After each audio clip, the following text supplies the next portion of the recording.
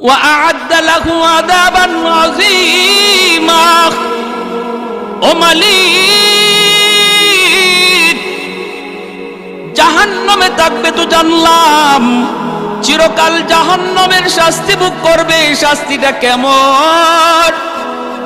আল্লাহ বলে ভয়ঙ্কর শাস্তি, ভয়ঙ্কর। সাধারণ জাহান্নামীরা এত শাস্তি পাবে না যতটা শাস্তি পাবে একজন খুনি। জাহান্নামের ভিতরে সে এতটাই কষ্টে থাকবে। জাহান্নামের আযাবেরও ধরন আছে রে ভাই, সবার আযাবের ধরন কিন্তু একরকম নয়। আল্লাহ বলেন দুনিয়াতে যারা ইচ্ছাকৃত কেউ কাউকে খুন করলো, জাহান্নামের ভিতরে তার আযাবটা হবে সবচেয়ে বেশি যন্ত্রণাদায়ক। জাহান্নামের ভিতরে তার আযাবটা হবে বড় কঠিন। এজন্য ভাই একটু খেয়াল করে শুনো রে আল্লাহর গোলাপ। মায়ার নবী বলেন হাসরের মাঠে আল্লাহ আদালত নিয়ে যখন বসবে, বিচার কাজ আল্লাহ শুরু করবে, সর্বপ্রথম আল্লাহর আদালতে বিচার শুরু হবে খুনের মামলা দিয়া। খুনের মামলা দিয়া আল্লাহর আদালতে বিচার শুরু হবে। যেই মানুষটা মারা গেল, যে যার তারে খুন করলো, ওই খুনির সে ধইরা যেইভাবে তারে খুন করেছে, গলা কাইটা অথবা ছুরি দিয়ে আঘাত কইরা ওই ছুরিটা যা তার বডির মধ্যেই লাগানো থাকবে, রক্ত ঝরবে, রক্ত ঝরবে। আর খুনিটার কলার দইরা আল্লাহর আদালতে হাজির হইয়া বলবে, মালিক দুনিয়াতে পয়সা ছিল, আমি মামলার রায় পাই নাই, আমারে খুন করেছে, আমার আওলাদ রে এতিম বানাইছে, আমার মা রে আমার বাবারে সন্তান হারা বানাইছে।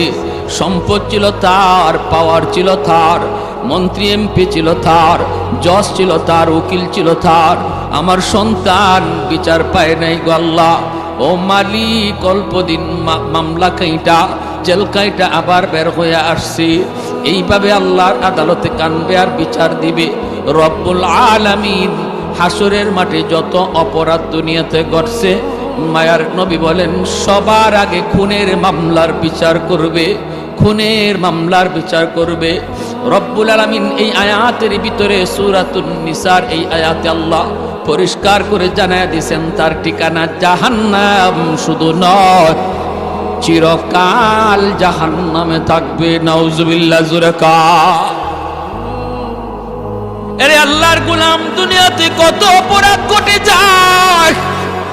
জমি জমা লইয়া কেউ কাউকে খুন করে ফেলে, সম্পদের বাহাদুরি নিয়ে কেউ কাউকে খুন করে ফেলে, রাজনৈতিক দ্বন্দ্ব লইয়া কেউ কাউকে খুন করে ফেলে। আল্লাহর গোলাম সমাজে আজকে প্রতিদ্বন্দ্বী হইতে দেয় না। যদি বুঝে তার মতো আর একজন সমাজে উঠতেছে, সাথে সাথে তারে খুন করার পরিকল্পনা করে। ঠিক কিনা জোরে কর। যদি বুঝে আমার ক্ষমতায় হাত দিবে, তখনই তারে খুন করার পায় তারাই লিপ্ত হয়। পথের কাটা দূর করার জন্য কত মানুষ চক্রান্ত আর ষড়যন্ত্রের ভিতরে লিপ্ত হয়। রে আল্লাহর গোলাম, এই ক্ষমতা লইয়া তুমি কবরে যাইবা না। এই জমি, যেই জমির জন্য ভাইটারে খুন করেছ, এই জমি লইয়া কিন্তু তুমি কবরে যাইবা না। মনে রাইকো, মনে রাইকো, বাদশাহ যুলকারনাইন তামাম দুনিয়ার বাদশাহী পাওয়ার পর, তামাম দুনিয়াটা বাদশাহী করার পর মৃত্যুর আগে তিনি বলেছিলেন, আমাকে তোমরা যখন কাফনের ভিতরে ঢুকাইবা তখন কিন্তু আমার দুটা হাত বার কইরা রাইখো, আমার হাতটা তোমরা বাইর করে রাইখো। কেন, কি জন্য? বাদশাহ যুলকারনাইন কয়, আমি দুনিয়ার মানুষকে মেসেজ দিতে চাই, আমি দুনিয়া শাসন করেছি ঠিক, কিন্তু কবর পথের যাত্রী হইছি খালি হাতে। কিছুই নিতে পারি নাই, কিছুই নিতে পারি নাই রে আল্লাহর গোলাম। এজন্য ঝগড়া বিবাদ হবে, সমাজে হয়, কিন্তু এমন জঘন্য অপরাধে কেউ যায় না, জঘন্য অপরাধে কেউ যায় না, যায় না। যেই জিনিসটার কারণে তুমি খুন করার পরিকল্পনা করতেছো, এই জিনিস তোমার সাথে কবরে যাবে না। ভাইরা বন্ধুরা, জন্য বলতেছি একটু খেয়াল করে মনোযোগ দিয়ে শোনো। আল্লাহর নবী, রহমতের নবী বলেন হাসরের মাঠে সর্বপ্রথম বিচার হবে খুনের। সর্বপ্রথম বিচার হবে কিসের? জোরে বলেন, আর একটু জোরে বলেন কিসের? সর্বপ্রথম বিচার হবে খুনের। এজন্য বাইরে খুন থেকে, খুনের এত বড় জঘন্য অপরাধ থেকে বাঁচার জন্য একটাই পথ, সেই পথটা হলো আল্লাহর ভয়, আল্লাহর ভয়। আজকে আমি মানুষের চোখে ফাঁকি দিয়া রাতের অন্ধকারে আমি কারো কোনো ক্ষতি করতে পারবো? মানুষের চোখে ফাঁকি দিয়া আমি অন্যায়টা করতে পারবো? বাজার থেকে বাড়িতে যায় রাতের অন্ধকার, আমি তারে খুন করতে পারবো? কেউ তারা দেখবে না, কেউ আমাকে দেখবে না, কোনো সাক্ষীও থাকবে না। কিন্তু বলুন তো দেখি, একজন দেখছেনি? না। হাত আমার বিরুদ্ধে সাক্ষী দিবে, পা আমার বিরুদ্ধে সাক্ষী দিবে, জমিন আমার বিরুদ্ধে সাক্ষী দিবে। আল্লাহ পাক রব্বুল আলামিন সিআইডি সাজায় রাখছেন। হাত আমার বিরুদ্ধে সিআইডি, বডিটা আমার বিরুদ্ধে সিআইডি, পা আমার বিরুদ্ধে সিআইডি, জমিনটা আমার বিরুদ্ধে সিআইডি, দিন রাত আমার বিরুদ্ধে সিআইডি, কিরামান কাতিবিন তারাও সিআইডি। এমনি ভাবে আল্লাহ নিজে তো দেখেন, আবার সাথে সাথে একটা দুইটা নয়, 5টা 6টা সিআইডি প্রতিটা মানুষের সাথে আল্লাহ সাজায় রাখছেন। কিয়ামতের ময়দানে যখন বান্দা অস্বীকার করবে আর বলবে, মালিক আমি খুন করি নাই, আমি তারে হত্যা করি নাই, রব্বুল আলামিন তখন বলবে, বান্দা জবান তোর বন্ধ, এইবার তোর হাতের কথা তুই স্বীকার করবি নি? কই করব। আল্লাহ বলেন, আমি তো বলতেছি, আমার কিরামান কাতিবিন তারা দেখছে। আল্লাহ তারা তো তোমারই ফেরেশতা, তুমি যেভাবে কইবা এভাবেই বলবে। রব্বুল আলামিন কয়, তাহলে জমিনের সাক্ষী নে। কয় না, এরও সাক্ষী আমি মানি না। আল্লাহ বলবেন, তাহলে তুই তোর অঙ্গ প্রত্যঙ্গের সাক্ষী মানস? কয় হয়, এটা মানি। এই হাতকে সাজানোর জন্য, এই বডিকে পালার জন্যই আমি হারাম খেয়েছি, এই বডিকে পালার জন্য, এই দেহটার সুন্দর রাখার জন্যই তো আমি অন্যায় করেছি, অপরাধ করেছি। আল্লাহ তখন বলবে, বান্দারে জবান তোর বন্ধ। সাথে সাথে হাতের জবান, পায়ের জবান আল্লাহ খুলে দিবে। হাত বলবে, মালিক আমি এই হাত দিয়াই সে খুন করেছে। সাথে সাথে বলবে, হাত তুই এত বড় বেঈমান রে, তোর জন্য আমি কত কিছু করলাম, তোরে সাজানোর জন্য, সুন্দর রাখার জন্য এত কিছু করলাম, আজকে হাসরের মাঠে তুই আমার বিরুদ্ধে বিচার দিলি। একে একে একে একে একে একে ওই জমিনের ভিতরে যে অন্যায়টা হয়েছে টিভির পর্দার মতো আল্লাহ দেখায় দিবে। এ বান্দা দেখ, টাকা দেখ, যেই জায়গায় বৈশা যেখানে দাঁড়ায় তুই অন্যায় করেছিলি, তুই নিজের চোখে দেখে নে। জমিন সব ভিডিও রেকর্ড করে রাখছে, বাইরা বন্ধুরা। এজন্য বলতেছি রে ভাই, দুনিয়ার মানুষের চোখে ফাঁকি দিয়া অন্যায় করা যায়, কিন্তু আল্লাহর দেওয়া সিআইডি কে ফাঁকি দেওয়া যায় না। কোন সুযোগ আছে হাতরে ফাঁকি দিয়া? কোন সুযোগ নেই। এই কথাটা যে মানুষটা চিন্তা করে, সে কখনো অন্যায় করতে পারে না, মানুষকে খুন করতে পারে না, আরেকজনের হক নষ্ট করতে পারে না, আরেকজন নারীর ইজ্জত নষ্ট করতে পারে না। রাতের অন্ধকার হইছে তো কি হইছে, কেউ দেখে না, দেখেন আমার আল্লাহ। মানুষ যা দেখে না, দেখেন কে? মানুষ যা শুনে না, শুনেন কে? মানুষ যা পারে না, পারেন কে? আল্লাহ। এমনই একটা ঘটনা আপনাদেরকে শোনাই। মদিনা শরীফ থেকে 300 মাইল দূরে একটা এলাকা থেকে এক যুবক রওনা দিয়েছে মদিনায় আসবে। এই যুবক, ভালো করে খেয়াল করে শোনো, অনেক যুবক দেখতেছি, একটু মনোযোগ দিয়ে শোনো। তোমাদের মতোই একজন যুবক, একটু খেয়াল করো তার অন্তরে আল্লাহর ভয় কি পরিমাণ ছিল। 300 মাইল দূরে মদিনার দিকে রওনা দিয়েছে উটের পিঠে সওয়ার হয়ে। মদিনার আরবের মরুভূমি, দিনের বেলা প্রচন্ড গরম, সূর্য যখন মাথার উপরে থাকে আরবের জমিনে সফর করা যায় না। একদিকে উপর থেকে গরম, আর একদিকে নিচের থেকে গরম। এজন্য মরুভূমিতে যারা সফর করে তারা রাতের বেলা সফর করাটাই বেশি পছন্দ করে। যুবক সফরে রওনা দিয়েছি। দিন যখন শেষ হয়, রাত যখন শুরু হয়, সফর শুরু করে, যখনই সূর্যের তাপ বেড়ে যায় তখনই সে একটা গর্তের ভিতরে ঢুকে, গুহার ভিতরে ঢুকে। এইভাবে দিন যায়, রাত যায়, শুরু করেছে মদিনার দিকে রওনা। আস্তে আস্তে মদিনার কাছেই চলে আসলো, পেয়ে গেল একটা খেজুরের বাগান। মন চাইলো বাগানটার ভিতরে একটু বিশ্রাম নেই। বাগানের ভিতরে যায় একটা খেজুর গাছের সঙ্গে উঠে রশিটারে বাইদা যুবক গাছের সাথে হেলান দিয়া একটু আরাম নিতেছে, একটু বিশ্রাম নিতেছে। ভাইয়েরা বন্ধুরা, চোখটা লেগে গেল, ক্লান্ত পরিশ্রান্ত যুবক, চোখটা লেগে গেল। এইদিকে উঠ রশিটা সিরা পাশের জমিতে চলে গেল। ওই জমিতে মাত্র খেজুরের চারাগুলি লাগানো হয়েছে। এই চারাগুলি, খেজুরের চারাগুলি উঠে যায় নষ্ট করে ফেলল। যুবক তো ঘুমে, কোনো খবর নাই। ওই জমির মালিক একজন বৃদ্ধ মানুষ জমি দেখার জন্য আসলো। আইসা দেখে তার লাগানো চারাগুলি উট নষ্ট করে ফেলেছে। এইবার বৃদ্ধ মানুষটা খেপে গেল। মন তো তারা খারাপ হবেই, মন তো খারাপ হবেই। একটু গুসা উঠে গেল, গুসা উঠে গেল। ভাইয়েরা বন্ধুরা, মনে রাখবেন, গুসা সবারই কম বেশি আসেনি না নাই? আর একটু জোরে। যার গুসা নাই এ মানুষ হইতে পারে না। গুসা আছে তো, রক্ত মাংসে মানুষ, আমাদের গুসা আছে। মায়ার নবী বলেন, যখন তোমার গুসা উঠে তখন যদি তুমি তোমার গুসাটারে নিয়ন্ত্রণ করতে পারো, গুসাটারে যদি কাবু করতে পারো, তবে তুমি হলে সবচেয়ে বড় বাহাদুর। আল্লাহ নবী বলেন, কুস্তিতে কেউরে হারায়া ফেলা এটা বাহাদুরি নয়, বাহাদুরি হলো গুসারে কাবু করে ফেলা। সুবহানাল্লাহ, জোরে কন্যা। কেউ যদি তার গুসাটারে নিয়ন্ত্রণ করে, কোপ মাথা চড়ছে বউয়ের বিরুদ্ধে, ভাইয়ের বিরুদ্ধে, অমুকের বিরুদ্ধে, তমুকের বিরুদ্ধে, কোপ গরম হয়েছে, কিন্তু সে হজম করে ফেলছে, মায়ার নবী বলেন, আমি নবী গ্যারান্টি দিলাম, সেই হলো তোমাদের ভিতরে সবচেয়ে বড় বাহাদুর। কেন বলেছেন? কারণ কুস্তিতে পরাজিত করা সহজ।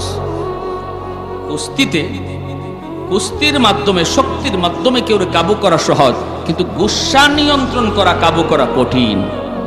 খুব কঠিন। এই গুসা থেকেই খুন খারাপি হয়, এই গুসা থেকেই মার দাঙ্গা হয়, এই গুসা থেকেই গালাগালি হয়।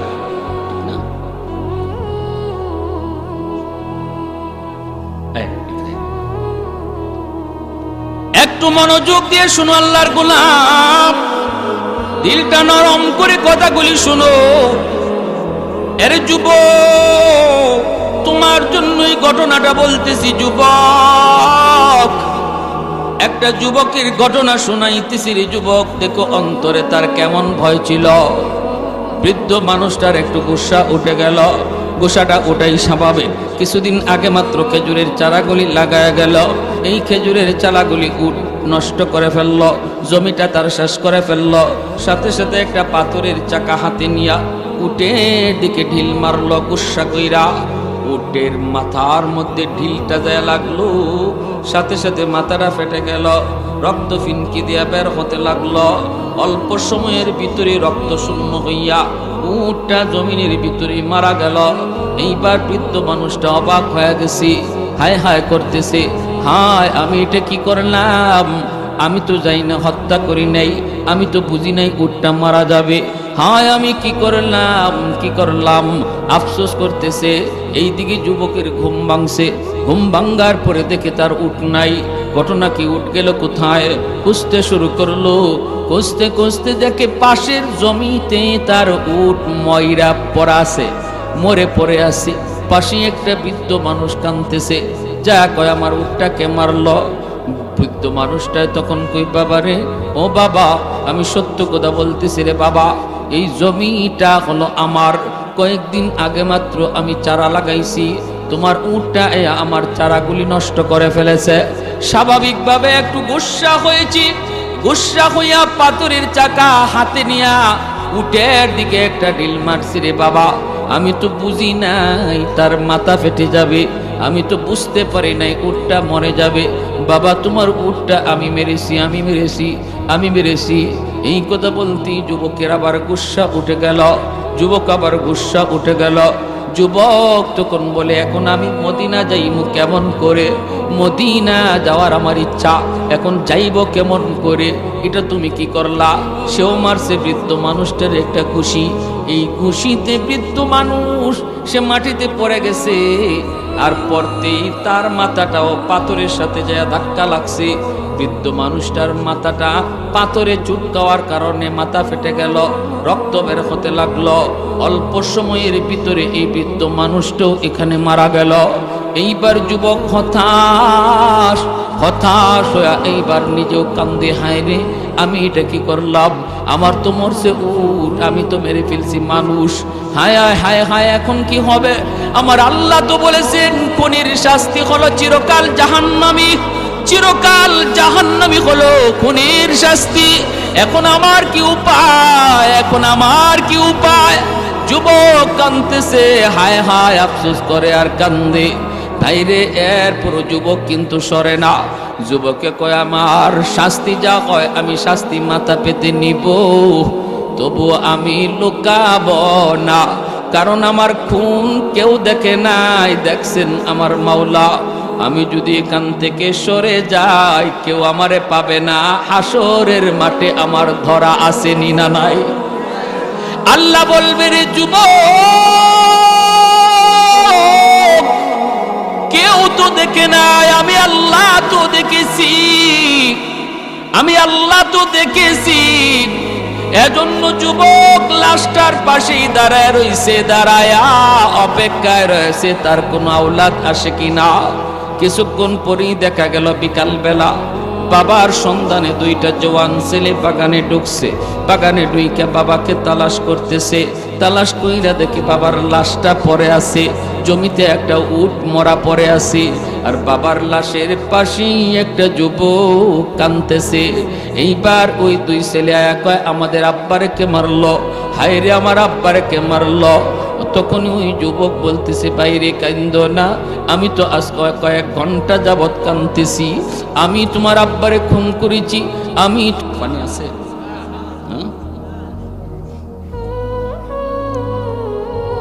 কাঁপতেছে শুধু। তোমার বলেন কলসে কি? এখন কি করে? তলোয়ার কিন্তু খোলা। হযরত ওমরের হাতে তলোয়ার সবসময় খোলা থাকতো, খাফের ভিতরে ঢুকাইবো আবার বের করব, এই টাইম ওনার নাই, এই টাইম নেই, সবসময় খোলা থাকতো। এই জন্য ইবলিসে ডরাইতো, বাপরে বাপ। কলসে কি বলো? এখন হে করছে কি, কাঁপতেছে কাঁপতেছে কাঁপতেছে, আর কাঁপতে কাঁপতে কো, আল্লাহ জীবনের লাগে তওবা করলাম। ওই মনে মনে কইতেছে, আল্লাহ মনের খবর জানেনি না জানে না? দয়াল বাবা, দয়াল বাবা জানে মনের খবর। কে জানে? দয়াল বাবা, কিবলা বাবা, খাজা বাবা, জটা শাহ, ল্যাংটা শাহ, কোনো বাবাই জানে না। মনের খবর জানেন শুধু কেবল মাত্র কে? আল্লাহ। হেজে মনে মনে তওবা করছে, কিছু আল্লাহ জীবনের লাগে তওবা করলাম, আমি আর জীবনে মদের ব্যবসাও করতাম না, মদ খাইতামও না, আজকের মতো তুমি আমারে উমরের হাত থেকে বাঁচাও। আল্লাহ তার দিলের কথা শুনে ফেলছে। সুবহানাল্লাহ। আল্লাহু আলিমুম বিদাতিস সুদূর।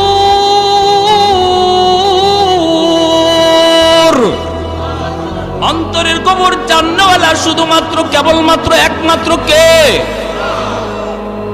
যেই মাত্র মনে মনে তওবা করলো, আল্লাহ তার তওবার কথাটা শুনে ফেললেন। আল্লাহ পাক কয়, বান্দারে আমি তো এটাই চাই তুমি মনে মনে তওবা করে নাও, ইয়াকিনের সাথে তওবা করে নাও।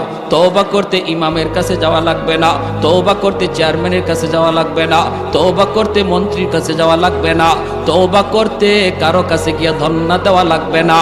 তুমি শুধু দিলে দিলে কম, মালিক যা অন্যায় করেছি করেছি, আর জীবনে করব না, ভুল করেছি, আমি আল্লাহ তোমার এই দিলের খবর দেখতেছি, জানতেছি। আত্তাইবু মিনাদ যামবি কামান লা যামবালা। নবী বলে এমন ভাবে আল্লাহ তোমার তওবা কবুল করে তুমি যে অন্যায় করেছো এর চিহ্ন পর্যন্ত রাখে না, কোন আলামত আল্লাহ রাখেন না, এমন ভাবে আল্লাহ তওবা কবুল করে। হাসরের মাঠে আরেকজনে কইতো আলামত দেখিয়া, ও মিয়া তোমার তো এখানে একটা দাগ দেখা যায়, মনে হয় তোমার কোনো গুনাহ ছিল, আল্লাহ দয়া করে মাফ করছে, এরকম কোনো খোঁটানি দেয় না? না, আল্লাহ বলেন না, ওই গুনার জায়গা মিটাইয়া এই জায়গাটা খালি থাকলে আর কেউ সন্দেহ কইরা তারে খোঁটা দিতে পারে, এই খালি জায়গাটাও আমি আল্লাহ নেকি দ্বারা ভরপুর করে দেই, যেন কেউ টের না পায়। আল্লাহু ইউহিব্বুত তাওয়াবিন ওয়া ইউহিব্বুল মুতাতাহহিরিন। আল্লাহ পাক এজন্যই তওবাকারীকে ভালোবাসেন, এই কথা আল্লাহ আগে বলছেন। ওয়া ইউহিব্বুল মুতাতাহহিরিন, যারা গুনাহ করে না এদেরকেও আল্লাহ ভালোবাসেন, এই ভালোবাসার কথা পরে নিছেন। আর যারা গুনাহ করার পরে দিল থেকে গুনাহ ছাইরা দেয় আর চোখ দিয়ে পানি জড়ায়, তাদেরকে ভালোবাসার কথা আল্লাহ আগে নিয়ে আসছেন। সুবহানাল্লাহ। চিন্তা করছো যুবক, এই বয়সে কত যুবক কবরে গেল, কত সমবয়সের যুবক কবরে গেল, নিজের হাতে কত যুবক কত বন্ধুরে কবরে রাখছো। মৌতের কোনো সময় নেই, বয়স নেই, বাবার আগে ছেলে যাবে না দাদার আগে নাতি যাবে কেউ জানে না, জানেন শুধু কি আল্লাহ। এর জন্য একটু দিলটা নরম করো, যৌবনের পাগলামি করো না, যৌবনের পাগলামি করো না। যেই যুবক যৌবনকালে তার যৌবনকে কন্ট্রোল করে সে অতি দ্রুত যৌবনেই আল্লাহর ওলি হয়ে যায়। বৃদ্ধ মানুষ ওলি হওয়া কঠিন, যুবক যৌবনে আল্লাহর ওলি হওয়া সহজ। আল্লাহর ওলি হওয়া সহজ, কারণ যৌবনে একটা গুনাহ থেকে দূরে থাকা আর বৃদ্ধ বয়সে একটা গুনাহ থেকে দূরে থাকা অনেক তফাৎ। বৃদ্ধ মানুষ তার গুনাহ করার শক্তিই তো নাই, সে গুনাহ করবো কেমন করে, সে নারিকেল গাছে উঠবে কেমন করে, চুরি করবে দূরের কথা। যুবক তো নারিকেলে গাছে উঠা ওখানে বইসেই ডাব খাইতে পারে, তারপরেও সে চুরি করে না। অতএব দুইজনে চুরি না করা এক হতে পারে না। লা ওয়ারাকাল কাফি। এজন্য আল্লাহ নবী বলেন ক্ষমতা আছে গুনাহ করার, এরপরও যে করে না সেই তোমাদের ভিতরে আল্লাহর ওলি। আল্লাহর ওলি ক্ষমতা আছে, শক্তি আছে, সুযোগ আছে, এরপরও করে না, সেই হলো তোমাদের ভিতরে ওলি। এখন হযরত উমর যখন যেই মাত্র গেছেন এখানে কি বলো, তখন হে কয় কলসের ভিতরে দুধ। কলসে দুধ না মদ? আরো জোরে কোন। হযরত উমর, ওই মানুষটা তখন মনে করেছে হয়তো হযরত উমর আর বলবেন না, হয়তো তিনি বলবেন না, তাহলে একটু দেখাও, বলবেন হয়তো চলে যাও। কিন্তু উমর তো এমন না, উমর কয় দুধ না অন্য কিছু, ঢাকনা সরাও, নিজের চোখে দেখব। এখন যদ্দুরই কলিজায় পানি আসিলে দূরও নাই, কাঁপতেছে, বডিটা কাঁপে, হাত কাঁপে, টুটটা কাঁপতেছে, ভয়ে টুট কাঁপতেছে। ওই মানুষটা ভাবতেছে আজকের টাইমটি আমার জীবনের শেষ টাইম, আল্লাহর দুনিয়াটা দেখার যা আছে সুযোগ, আজ আমার শেষ দেখা। এই কথা মনে কইরা হাতটা কলসের ঢাকনার দিকে বাড়াইল আর আল্লাহর কাছে বলে মালিক, আজকে উমরের হাত থেকে বাঁচানোর মতো কেউ নাই মালিক, একমাত্র তুমি মাওলা ছাড়া। আল্লাহ তুমি সব পারো, সব পারো, আমি তো খাটে দিলে তওবা করেছি। ওইলা যখন ঢাকনার দিকে মুখটা, ঢাকনার দিকে হাতটা বাড়ায়, হাতটা পর্যন্ত কাঁপতেছে। ভাইরা বন্ধুরা, মাথাটা নিচা করে ফেলছে, এখনই তো হয়তো ওমরের তলোয়ার পড়বে মাথায়। ভাইরা ঢাকনাটা যেই মাত্র সরাইলো, সরাই আল্লাহু আকবার, তাকে দেখি কলস ভরা মদ আল্লাহ দুধ বানায়া দিছি। उल्फत में बराबर के वफा हो के जफा हो, उल्फत में बराबर के वफा हो के जफा हो, हर चीज में लज्जत है अगर दिल में मजा हो, हर चीज में लज्जत है अगर दिल में मजा हो। एक चश्मे सदन काफिला जा शाह नबाशी, शायद कि निगाहे कुनादागाह नबाशी तो दिल में तो आता है समझ में नहीं आता बस जान लिया मैं तेरी पहचान यही है अल्लाह अकबर जोरा कर मुसलमानेर आवाजे बोली अल्लाहु আকবার আরে কুজুর আল্লাহু আকবার ভাইরা বন্ধুরা উমরের আদালত গরম আদালত গরম কোন ধরনের কোন পক্ষপাতিত্ব নাই ফোন করার সিস্টেম নাই ঘুষ দেওয়ার সিস্টেম নাই ইসলামী আদালতে ঘুষ দেওয়ার ঘুষ খাওয়ার কোন সিস্টেম ইসলামী আদালতে নাই ঠিক কিনা কোনো সিস্টেম নাই জজরে ফোন দেওয়ার কোনো সুযোগ নাই জজ সাহেব অমুক মামলার অমুক আসামি আমার দুলাভাইয়ের ঘরের শালা হওয়ার সুযোগ বাংলাদেশও থাকতে পারে আমেরিকা থাকতে পারে লন্ডন থাকতে পারে বাংলার জমিনে নয় সারা বিশ্বের জমিনে থাকতে পারে কিন্তু ইসলামী আদালতে দুলাভাই শালা হওয়ার সুযোগ কোনো সুযোগ নাই হযরত উমর জবানবন্দি শুনলেন এইবার হযরত উমর বলেন যুবক তুমি নিজে বলো ওরা তো দাবি করতেছে তারা তাদের বাবারে তুমি খুন করেছো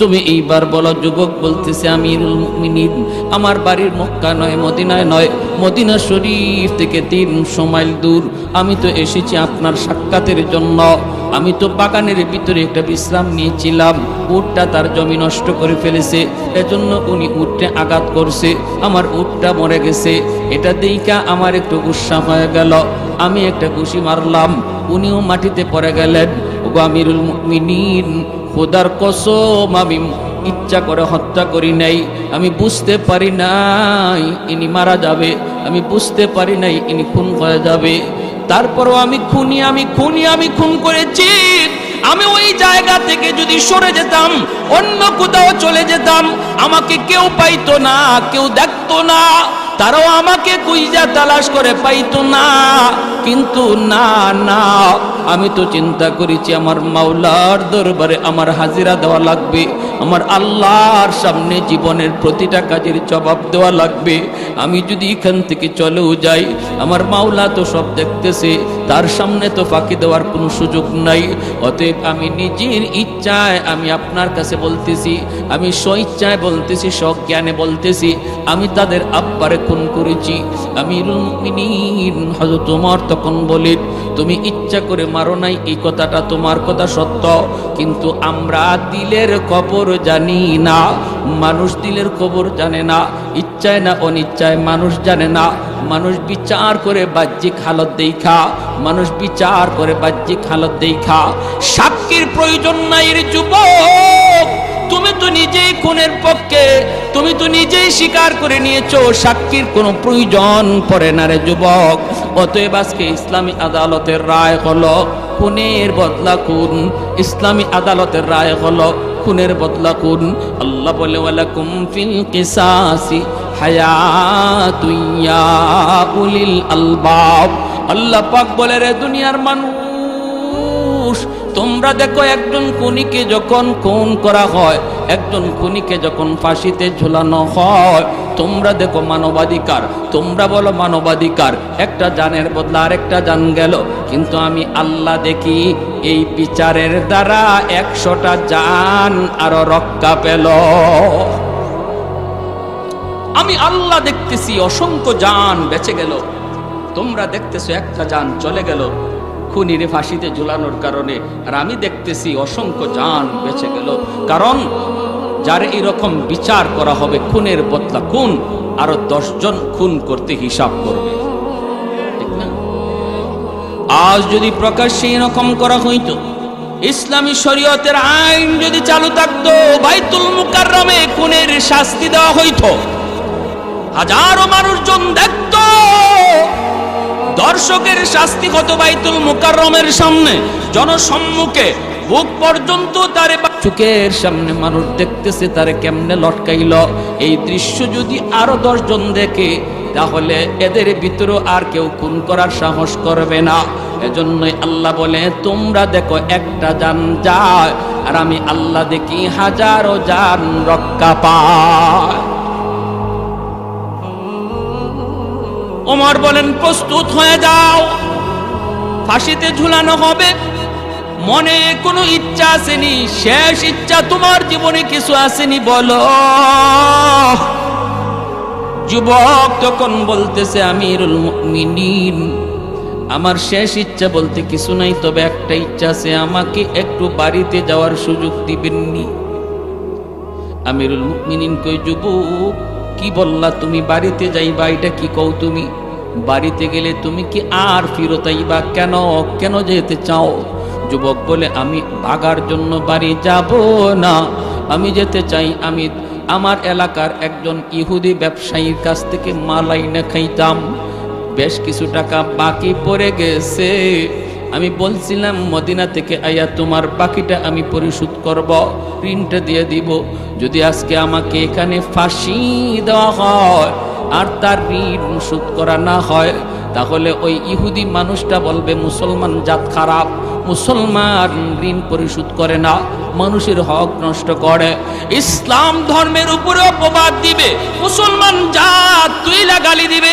আমিরুল মুমিনিন একটু সুযোগ চাই, একটু সুযোগ, আমি দ্রুত বেগে বাড়িতে যাব আর ওই মালিকের ঋণটা পরিশোধ কইরা দ্রুত বেগে আমি আপনার দরবারে হাজির হব। কারণ ঋণ এমন এক জিনিস, মানুষের হক নষ্ট করা এমন এক মামলা, এই মামলা আল্লাহ কিছু রায় দিবে না, আল্লাহ এর পক্ষে কোনো সুপারিশও করবে না। রব্বুল আলামিন মায়ার নবী বলছেন, একজন শহীদ যে আল্লাহর পথে শহীদ হয়, এই শহীদের জীবনে আল্লাহ নামাজের হিসাব নিবেন না, রোজার হিসাব নিবেন না, আল্লাহ পাক যাকাতের হিসাব শহীদের কাছ থেকে নিবেন না। কিন্তু মানুষের হক যদি শহীদ নষ্ট করে থাকে, কারো হক যদি মাইরা থাকে, আল্লাহ পাক শহীদের কাছ থেকেও এই জিনিসটা আল্লাহ আদায় করে ছাড়বে, এটার জবাব শহীদের দেওয়া লাগবে। যেই শহীদের জীবনের নামাজের হিসাব নাই, মানুষের হকের নষ্ট করার হিসাব আল্লাহর কাছে রয়েছে। ওগো আমিরুল মুমিনিন, আমিরুল মুমিনিন, আমার গলার ভিতরে আরেকজনের হক লইয়া আমি আল্লাহর আদালতে হাজির হতে চাই না, একটু সুযোগ দিবানি? আমিরুল মুমিনিন হযরত ওমর বলেন, কথা তোমার সত্য, কিন্তু উদ্দেশ্য তোমার ভালো না খারাপ জানি না, কারণ আমরা মনের খবর জানি না। তুমি বাড়িতে গেলে পরে আবার ফিরত আইবা, গ্যারান্টি কি? বাড়িতে গেলে পরে ফিরত আইবা, গ্যারান্টি কি? আইলেই তো তোমাকে ফাঁসিতে ঝুলানো হবে। যুবক তখন বলে, তাহলে কিছু করার নাই, আপনি যদি আমাকে ফাঁসি দিতে চান দিয়ে দেন।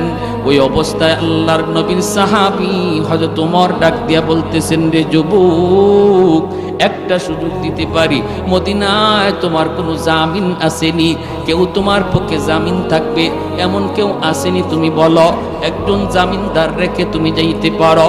এই কথা বলতেই যুবক কয়, আমিরুল মুমিনিন, মদিনায় আমার কোনো ঘর নাই, বাড়ি নাই, আপন বলতে কেউ মদিনায় নাই। ওই অবস্থায় জামিন হবে কে?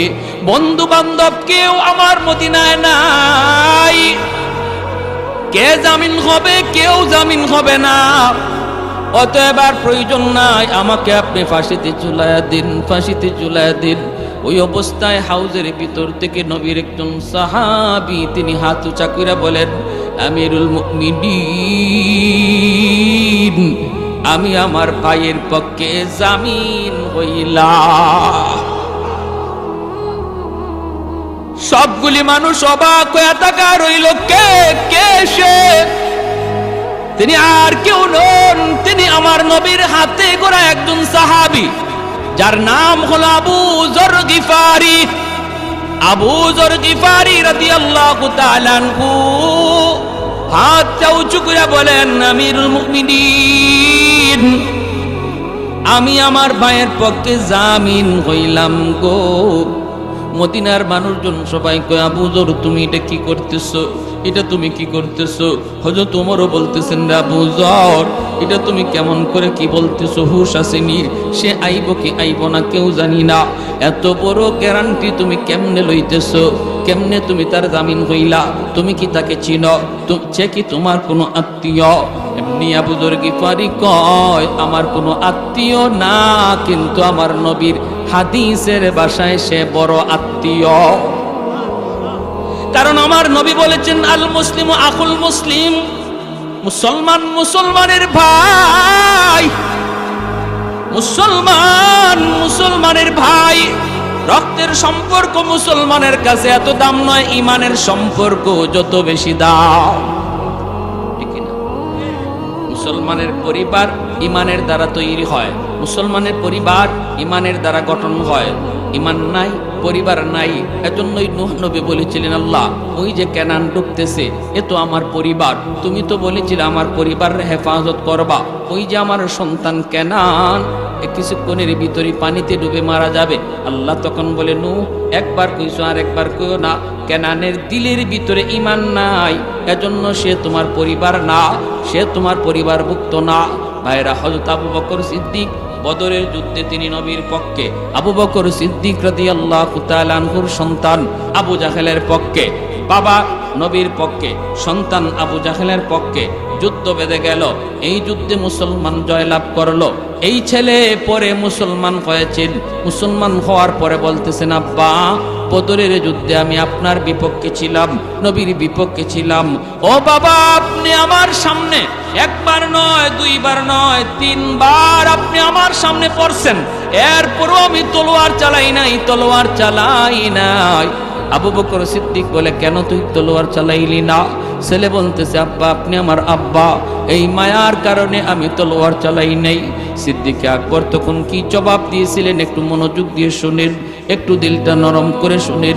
আবু বকর সিদ্দিক বলতেছেন, রে বাবা শুন, তিনবার পড়ছি তুই তলোয়ার চালাইলি না, কেমনে চালাইবি? কারণ কাফির কুফার যুদ্ধ করে ক্ষমতার জন্য, আমরা যুদ্ধ করি আল্লাহর জন্য। আমি আবু বকর বলতেছি, শুন, খুদার কসম, খুদার কসম, একবার নয়, দুইবার নয়, তিনবার বলতেছি, যদি তুই একবার শুধু আমি বাবার সামনে পড়তি, আমার আল্লাহকে দেখানোর জন্য তোমাকে আমি কতল করে ফেলতাম।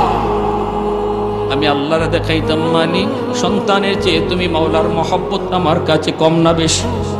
কম না বেশি? এজন্য আবু যর গিফারি রাদিয়াল্লাহু তাআলা আনহু বলেন, আমার নবীর পবিত্র জবানে শুনেছি, আল মুসলিম আখুল মুসলিম, মুসলমান মুসলমানের ভাই, অতএব আমি আমার ভাইয়ের পক্ষে জামিন হইলাম। রক্তের সম্পর্ক লাগবে না, তার সাথে আমার ইমানের সম্পর্ক রয়েছে। হযরত ওমর ফারুক রাদিয়াল্লাহু তাআলা আনহু বলেন, আবু যর, ঠিক আছে আবু যর, তুমি জামিন। আর ওই যুবককে বলতেছেন, যুবক জামিন পাওয়া গেছে, এইবার তুমি যাও, বাড়িতে যাও, দ্রুত চলে আসবা। আগামী মাসের জুম্মার নামাজের আগে আগে মদিনায় হাজির থাকবা। জুম্মার নামাজের পর বিচার বসবে, এই বিচারে তোমাকে ফাঁসি দেওয়া হবে। দ্রুতগামী একটা ঘোড়া দিয়া হযরত ওমর পাঠিয়ে দিলেন।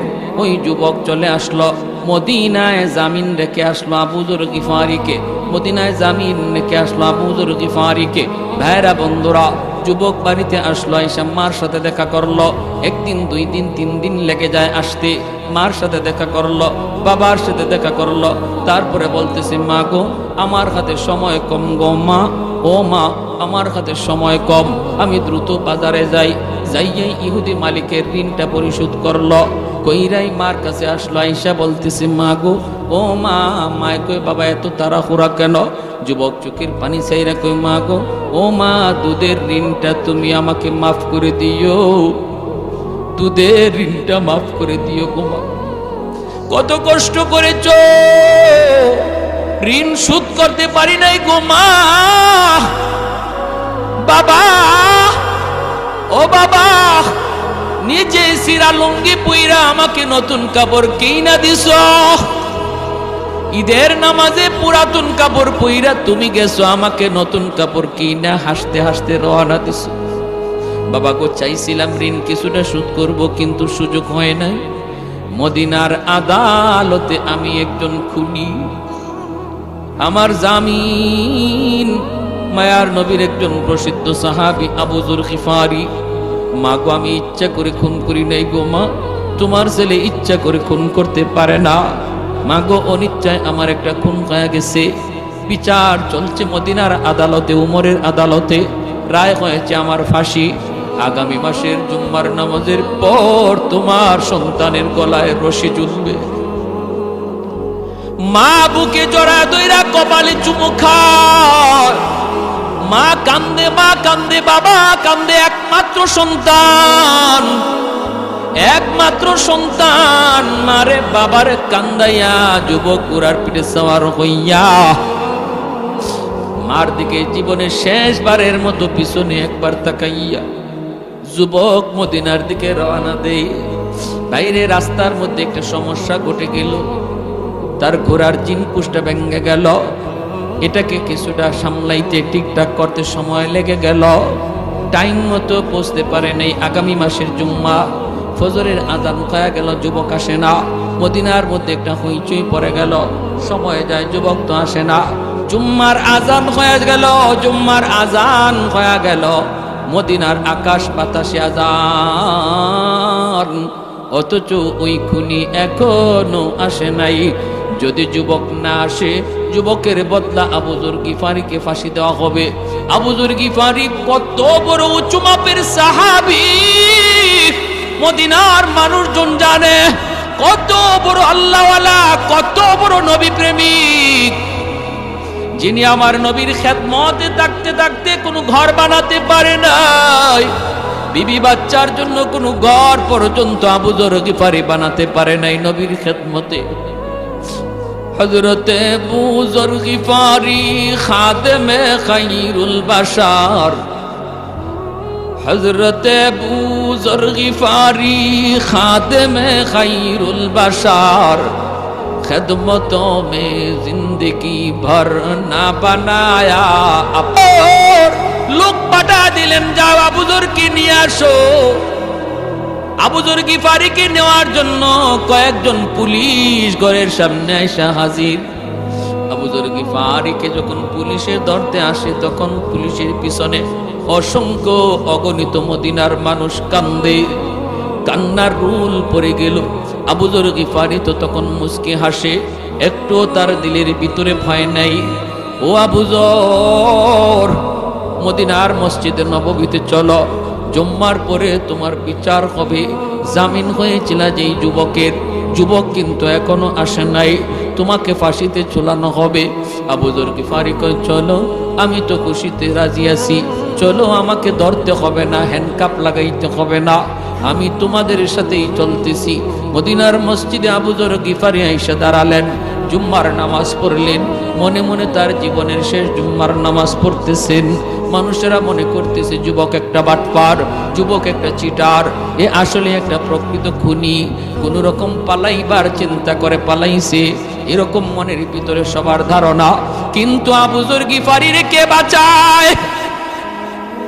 ওমরের আদালতে আবু যর গিফারিকে কে বাঁচায়? কে বাঁচায়? জুম্মার নামাজ হয়ে গেল, হযরত ওমর বিচারকের আসনে বসে গেলেন। আবু যর গিফারি দাঁড়ায় আছেন। ওমর ডাক দেয়া বলে, আবু যর, যুবক এখনো আসে নাই রে আবু যর। আর নারী পুরুষ সবাই কান্দে।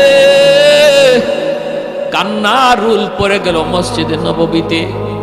আবু যর গিফারির সামনের দিকে যায় আর কয়, আমি আমার মাহবুবের সাথে এখনই সাক্ষাৎ করব। আমি আমার নবীরে যায় কইব, নবী গো, আপনার কথা মাইনা আমি খুব তাড়াতাড়ি আপনার কাছে চলে এসেছি। আবু যর সামনের দিকে যায়। জল্লাদ এক কদম আগায়, দুই কদম পিছায়। জল্লাদ সামনে যাওয়ার কথা দেখায়, এক কদম আগাইছে, দুই কদম জল্লাদ পিছনের দিকে যায়। মদিনার মানুষ রাস্তার দিকে তাকায়। হঠাৎ করে একজন ডাক দিয়া কয়ে, জল্লাদ থামো। ওই যে দেখা যায় ধুলা বালি উঠতেছে, মনে হয় কোন ঘোড়সওয়ার আসতেছে, একটু অপেক্ষা করো, দেখে নেই কে, একটু দেখে নেই। সবাই তাকায় আছে, দেখে ধুলাবালি উড়াইয়া দ্রুত বেগে যুবক মসজিদে নববীর সামনে হাজির হয়ে গেছে। আবু যর গিফারিকে ফাঁসির মঞ্চ থেকে নামানো হলো। এইবার যুবর ডাক দিয়া পার সামনে ডুইকে হাত জোর করে বলতেছে, আমিরুল মুমিনিন, আমি নির্ধারিত টাইমে পৌঁছে যাইতাম, রাস্তা একটা সমস্যা হয়েছিল, এজন্য আমি আপনাদের কাছে মাপ চাই, আমি আপনাদের কাছে মাপ চাই। আমি আমার বাপ মার একমাত্র সন্তান, মারে কান্দাইয়া বাবারে কান্দাইয়া জীবনের শেষ বিদায় নিয়ে আমি এসেছি। আমি এখন প্রস্তুত, ঋণ পরিশোধ করেছি, আমাকে ফাঁসির মঞ্চে ঝুলা দেন। তবুও যেন আল্লাহর আদালত আর মানুষের কান্না, এই দুই ভাইয়ের দিলটা নরম হয়ে গেছে। হায়রে, এই যেই যুবক সুযোগ পাইল ভাগবার, এরপরও ভাগলো না। সে ইচ্ছা করে আমাদের আব্বারে মারতে পারে না, ইচ্ছা করে মারতে পারে না। সে যে বলছে অনিচ্ছায়, আসলে অনিচ্ছাই হবে, নতুবা সে তো ভাগতে পারত, বাড়িতে থাকতে পারত। না না, ইচ্ছা করে আমার আব্বারে সে মারে নাই। এমনি দুই ভাইয়ে একসাথে ডাক দিয়া বসছে, জল্লাদ জল্লাদ, থামো থামো, আমাদের বাইরে ফাঁসির কাস্টে ঝুলাইতে হবে না রে। আজ থেকে আমরা দুই ভাই নই, আজ থেকে আমরা তিন ভাই।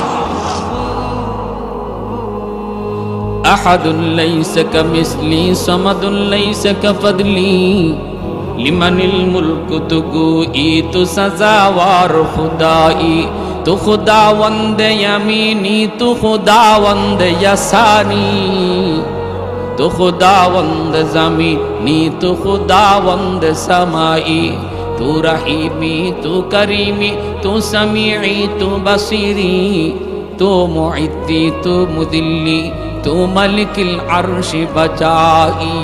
একটু জোরে আল্লাহু আকবার। এরপরে কি হইল?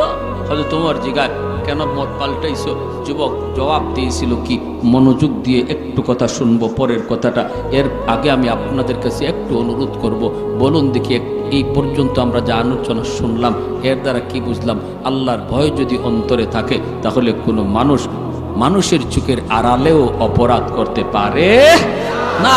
আল্লাহর ভয় যদি থাকে মানুষের চোখের আড়ালেও ঘুষ খাইতে পারে না, মানুষের চোখের আড়ালেও জিনা ব্যভিচার করতে পারে না, যার অন্তরে আল্লাহর ভয়। যুবক, যৌবনে যদি আল্লাহর ভয় নিয়ে চলো, আল্লাহর নবী বলছেন যৌবন কালেই তোমার নাম ওলির খাতায় লেখা হবে, ওলির খাতায় লেখা হবে।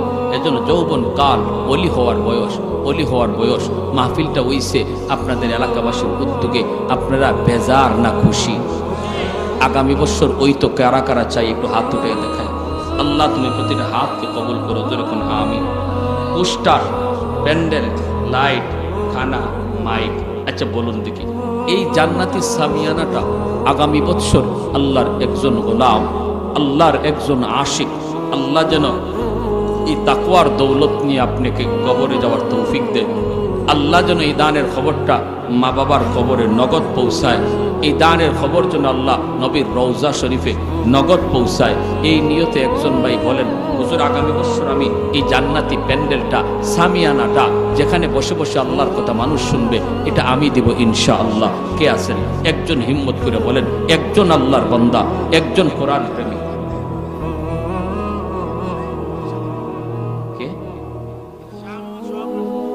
আলহামদুলিল্লাহ, আমার রনি ভাই আগামী বছর তিনি এই সামিয়ানাটা দিয়া দিবেন। জোরে কোন মারহাবা, আরেকটু জোরে মারহাবা। আল্লাহ তুমি আমার ভাইয়ের হায়াতে বরকত দিও, যৌবন কালটাকে আল্লাহ তুমি ওলি হওয়ার বয়স হিসাবে কবুল কইরো। আয় আল্লাহ, আয় আল্লাহ, দেশ ও দেশের খেদমত করার তৌফিক দিও, ইসলামের খাদেম বানাইও। জোরে কোন আমিন। আল্লাহ ইসলামের খাদেম বানাইও। আয় আল্লাহ, আয় মাওলা, মুর্দেগানের কবরে দানের খবর পৌঁছে দিও, তোমার নবী রওজা শরীফে দানের খবর নগদ পৌঁছে দিও। আমিন করো। 2 নম্বরে একজন ভাই বলেন, হুজুর আমি এই লাইট, কি মাইক আর লাইট দেব, মাইক আর লাইট, মাইক আর লাইট। একজন ভাই বলেন, হুজুর আমি ইনশাআল্লাহ দেব। কে আছেন হিম্মত করে? একজন মা ভক্ত সন্তান দাঁড়ায় যান, একজন বাবা ভক্ত সন্তান হাতটা জাগান। আল্লাহ যেন আপনার রিজিকে বরকত দেয়, আল্লাহ যেন আপনার রুজিতে বরকত দেয়, আল্লাহ যেন আপনার বিবি বাচ্চার হায়াতে বরকত দেয়। বাপ মা জীবিত থাকলে নেক হায়াতের জন্য কে আছেন? এই গাছ শুনতেছে আপনার আওয়াজ, এই মাছ শুনতেছে আপনার নাম, এই জমিন শুনতেছে আপনার নাম, মাইকের আওয়াজ যতদূর যাইতেছে, যত যা কিছু শুনতেছে হাসরের মাঠে দানের সাক্ষী দিবে। সুবহানাল্লাহ। দানের সাক্ষী দিবে। নবী বলেন আসসাদাকাত, আরেকটা হলো নিরাপদ জিন্দিগি। আল্লাহ নবী বলেন যে মানুষ দান করে বেশি বেশি, আল্লাহ তাকে হায়াতের মধ্যে লম্বা হায়াত দেয়, আর আল্লাহ তারে আফত বিপদ থেকেও আল্লাহ তারে হেফাজত রাখে। আসসাদাকাতু তারুদ্দুল বালা ওয়া তাজিদু। মাইক আর লাইট, দুইজন ভাই বলেন কত লাগে মাইক লাইটে? 15,000, 7,000, 7,000 করে, 7,000, 7,000 করে। একজন ভাই বলেন না, প্যান্ডেল সহ তো, প্যান্ডেল তো দিয়ে লাইছেন, মাইক আর লাইট তো এত টাকা না। আচ্ছা ঠিক আছে ভাই, দুইজন ভাই বলেন। একজন ভাই সবার আগে বলেন, যিনি সবার আগে বলবেন দেখবেন এর পরের জন যিনি বলছে আপনার দেখা থেকে উৎসাহ পাইয়া আল্লাহ পাক আপনার সমান সব দিবে, কারণ নেক কাজে উৎসাহ দেওয়া এটাও সমান সব। একজন ভাই বলেন। আফতাবুদ্দি প্রধান একজন 7,500 টাকা। আল্লাহ তুমি হায়াতে বরকত দাও, কোন আমিন। আল্লাহ দানের খবর সোনার মদিনায় পৌঁছাও, আল্লাহ দানের খবর বাপমার কবরে পৌঁছাও, দাদা দাদির কবরে পৌঁছাও, জানে মালে বরকত দাও। রাস্তাঘাটের অ্যাক্সিডেন্ট থেকে আল্লাহ তুমি দানের খাতিরে হেফাজত করো, আমিন ইয়া রাব্বাল আলামিন। 2 নম্বরে একজন ভাই অর্ধেকটা দিয়া লাইবেন, অর্ধেকটা সামন থেকে একজন ভাই বলেন। একজন ভাই আপনাদের ভিতরে কাদের তৌফিক আছে, কাদের সামর্থ্য আছে আমি জানি না, কিন্তু আপনারা একজনে আরেকজনের খবর জানেন, অথবা নিজেরটা নিজে জানি, এজন্য বলেন আমরা দেখি দান করলে সম্পদ কমে, আর আল্লাহ বলেন আমি দেখতেছি দান করলে সম্পদ বাড়ে। সুবহানাল্লাহ। আসসাদাকাত, আল্লাহ পাক রব্বুল আলামিন বলেন, হ্যাঁ, ইয়ামহাকুল্লাহু রিবা ওয়া ইউরবিস সাদাকাত, সুদ খাইলে সম্পদ কমে, দান করলে সম্পদ বাড়ে, এটা আল্লাহর কথা। অতএব দান করলে আমরা দেখি কমে, আল্লাহ দেখেন বাড়ে। সুদ খাইলে আমরা দেখি বাড়ে, আল্লাহ বলেন আমি দেখি কমে।